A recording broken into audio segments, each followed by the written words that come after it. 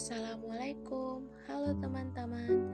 Nama saya Astri Artika Risandra, NIM 2111003203, Prodi Pendidikan Agama Islam, semester 3 sore. Saya dari kelompok 2. Di sini saya akan mempresentasikan isi makalah saya tentang kedudukan alam semesta, manusia, dan ilmu pengetahuan dalam perspektif filsafat pendidikan Islam. Bagian A, kedudukan alam semesta. 1. Hakikat alam semesta. Alam adalah segala yang ada di langit dan di bumi. Alam berasal dari bahasa Arab. Al-alam, satu akar kata dengan ilmu. Al-ilm, pengetahuan, dan al-alamah, pertanda. Disebut demikian karena jagat raya ini adalah pertanda adanya Sang Maha Pencipta, yaitu Tuhan Yang Maha Esa. Alam ini terbagi lagi menjadi bermacam-macam, yaitu alamul arwah, alamul kholaq, alam kehidupan ini, alamul baqi, alam akan datang, alam mulajamah, alam surga, alamul syahadah, alam yang tampak, alamul ghaib, alam yang tak tampak, dan alamul makul atau alam rasional. Sedangkan alam menurut kajian para sufi adalah alamun nasut, alam saat ini, alamul malakut, alam malaikat, alamul jabarut, alam kekuasaan, dan alamul lahut, alam ketuhanan. 2. Proses penciptaan alam semesta. Menurut Quraisy Shihab, bahwa penciptaan langit dan bumi dalam 6 masa, 2 hari untuk penciptaan langit, 2 hari untuk penciptaan bumi, dan 2 hari untuk penciptaan sarana makhluk. Jika kita berbicara mengenai sitati ayam, maka banyak terjadi perbedaan pendapat di kalangan para ulama. Ada ulama yang memahami dalam arti 6 kali 24 jam. Tetapi ada lagi yang memahami sesuai dengan hitungan Allah, yakni 1000 tahun. Banyak perbedaan pendapat bukan berarti ayat Al-Quran saling bertentangan, tetapi ini adalah isyarat relativitas waktu. Ketiga, tujuan penciptaan alam semesta. Dalam perspektif Islam, tujuan penciptaan alam semesta ini pada dasarnya adalah sarana untuk menghantarkan manusia pada pengetahuan dan pembuktian tentang keberadaan dan kemahakuasaan Allah Subhanahu wa Ta'ala. Secara ontologis, adanya alam semesta ini mewajibkan adanya zat yang mewujudkannya. Yang menciptakan langit dan bumi ini bukanlah manusia, tetapi pastilah Yang Maha Pencipta. Yang keempat, implikasi terhadap pendidikan Islam. Alam harus dipelajari sebagai objek studi atau ilmu pengetahuan. Untuk itu, pendidikan Islami merupakan instrumen kunci guna menemukan, menangkap, dan memahami alam dengan seluruh fenomena dan noumenanya. Upaya itu pada akhirnya akan menghantarkan manusia pada kesaksian akan keberadaan dan kemahakuasaan Allah Subhanahu wa Ta'ala.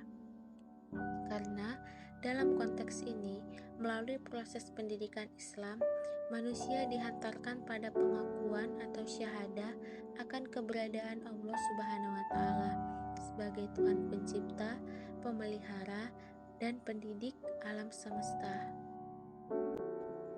B. Kedudukan manusia. 1. Potensi manusia. Setidaknya ada 3 kata yang digunakan Al-Quran untuk menunjuk makna manusia, yaitu al-bashar, al-insan, dan al-nas. Meskipun ketiga kata tersebut menunjuk pada makna manusia, namun secara khusus memiliki penekanan pengertian yang berbeda. Perbedaan tersebut dapat dilihat pada uraian berikut ini. A. Al-Bashar.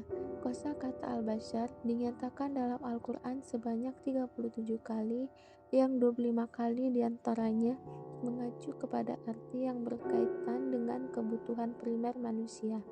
Contohnya, makan, minum, dan seks, termasuk para nabi dan rasul.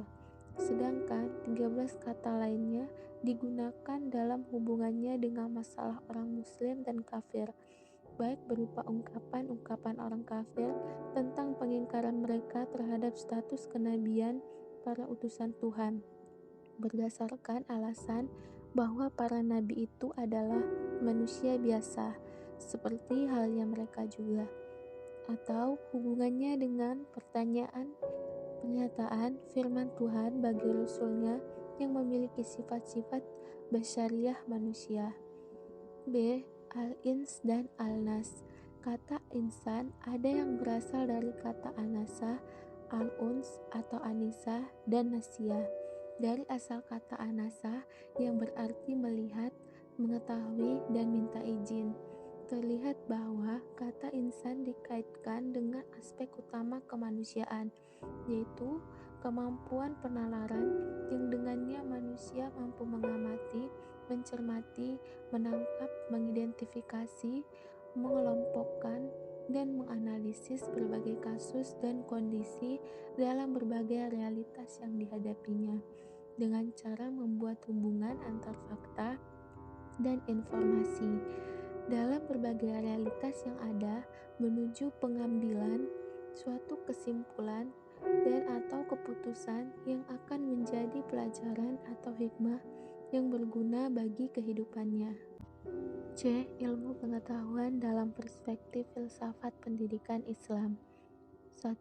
Keberadaan filsafat sebagai ilmu sejalan dengan pengertian filsafat itu sendiri, mengandung beberapa hal yang berbentuk pertanyaan ilmiah, yaitu apa, mengapa, kemana, dan bagaimana.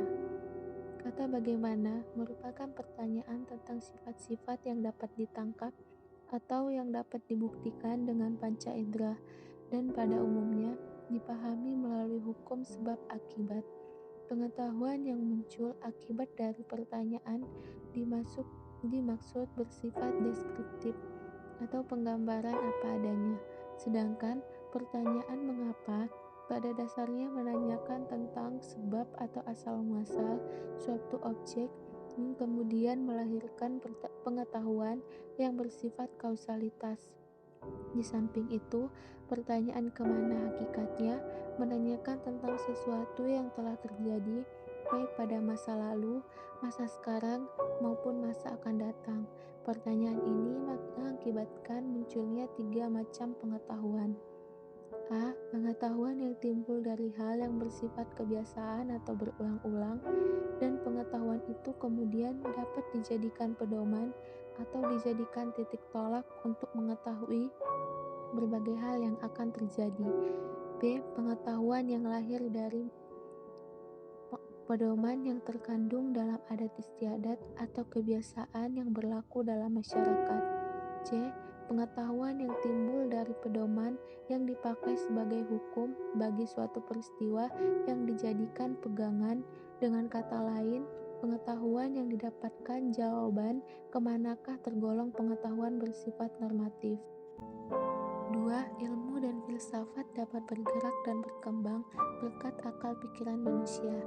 Ilmu mendasarkan pada akal pikir lewat pengalaman dan indera, dan filsafat mendasarkan pada otoritas akal murni secara bebas dalam penyelidikan terhadap kenyataan dan pengalaman, terutama dikaitkan dengan kehidupan manusia.